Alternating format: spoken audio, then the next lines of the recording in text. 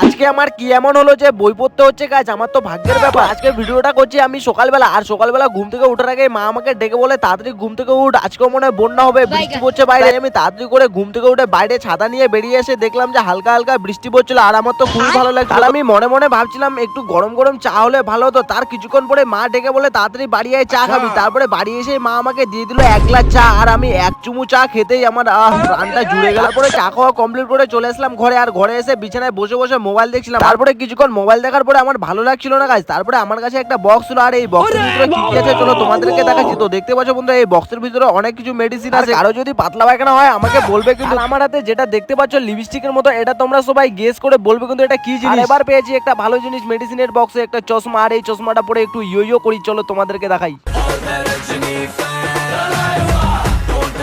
আর সবকিছু করার পরে মানে খাওয়া দাওয়া এনজয় করার পরে এখন পড়বো বই, কারণ কদিন পরে আছে এক্সাম। আর তোমরা জানোই যে এই বইটার মধ্যে অনেক ছেলে মেয়ের হচ্ছে ইমোশন লুকিয়ে আছে। তো ভিডিওটা ভালো লাগলে একটি লাইক করে দিও, কমেন্ট করতে ভুলো না কিন্তু। টাটা।